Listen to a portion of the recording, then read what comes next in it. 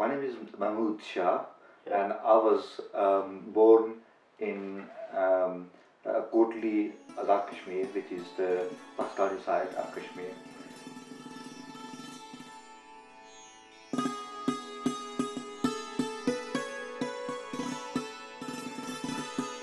I was born in 1971. Yeah, my parents um, were both fairly well educated. My dad had land and other properties in Kotli. Can you tell us about your early education? The first school I went to was called a middle school, Pleter. It's just this place is just a mile away from the center of Kotli, and it was a typical government school of the time, where we only had one teacher for 5 classes earlier, because when I started school it was a primary school, and there was one teacher and there was just one room.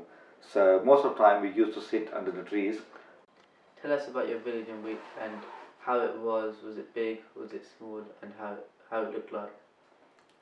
Yes, it was a large village, but almost half of the village was swallowed by the city. I had a very happy childhood, where we had a water stream just passing my home, and I remember spending the day off from school or holidays from school.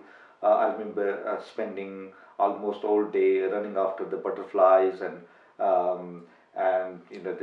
playing with other kids and all that. So it was a very safe neighborhood. All the adults in the village, they knew us. They looked after us, and there was no risk. Yeah, there was no insecurity there. What games did you used to play as a child? Mostly I played cricket, but we also played other sports like hockey, football, the volleyball. I was fortunate enough to be living near a boys' college which had quite large ground. And that ground was actually the epic center of all the sports. So that got me interested in playing all sports.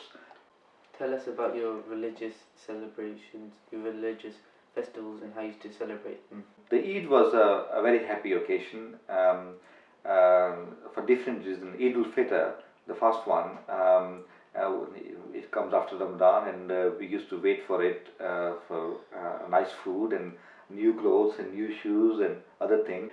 On the day of Eid, the whole town used to pray in one ground. It's called Hawaii, or airfield grounds. It was that day we could actually afford to go to the cinema, because we used to get money from our parents and uncles and aunties, and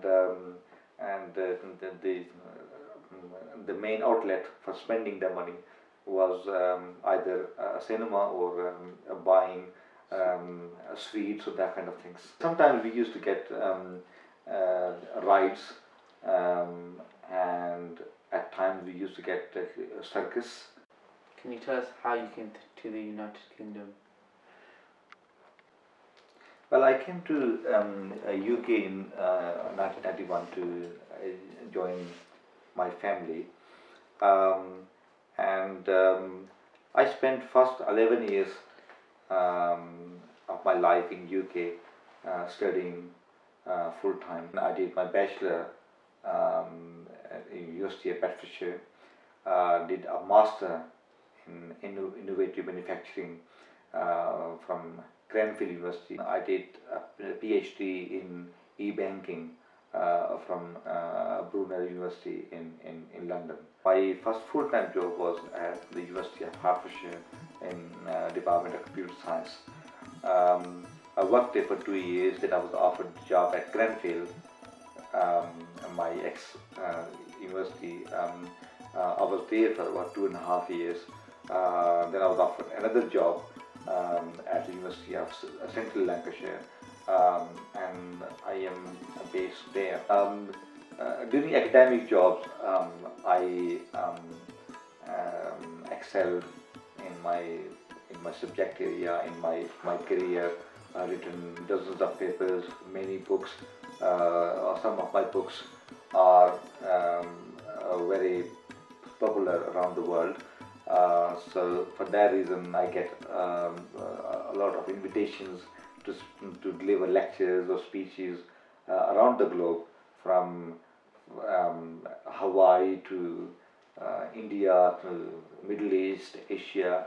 I just came back from actually Pakistan this Sunday, where I delivered keynote speeches at the international conference. I delivered another keynote speech in London last Tuesday. What did you notice first when you arrived in the United Kingdom? When I arrived in UK, it was July 1991. It was a very pleasant day because it was very hot in Kashmir, and when I arrived here, it was the temperature was much more pleasant, so I liked it. At the airport was much cleaner than what things we are used to there. Things were much more organized. There were queues of people, and I liked a number of things which I saw as soon as I arrived, and the traffic was much more organized than we have in Kashmir. Do you participate in any social community groups? I became a very active member of a famous charity called St. John's Ambulance. I worked as they grew for a number of years, both in terms of working as a crew to provide first aid and other things, but at the same time raising funds for them. Over the last 3-4 years, I started working in Pakistan and Kashmir as well, especially in education sector. So I started helping many schools. In 2002, I helped form a school for disabled children, and that was the only school for the whole of the district. The district totally has a population of over 1 million people, but there was no school for disabled children. So I, with the help of some friends, we found a school, and carried on helping their school. It's I really believe that we need to do more for both for the communities here. Being in a rich country doesn't mean that nobody needs help. We need to be much more active in the community here, as well as we need to help the less fortunate people in Kashmir. What do you miss most about your home country? When you asked about my home country, I consider UK to be my home country now. And when I'm overseas, wherever I am, I miss United Kingdom more than any other place. But yes, the country of origin in Kashmir, I love that too. And the things I miss most are weather. We have much shorter winter there, much more sunshine, and much bigger hills and mountains we have there. Those are sort of things I really miss. What message would you like to give to your British Kashmiri community? We must participate in the local politics, local community, local social work.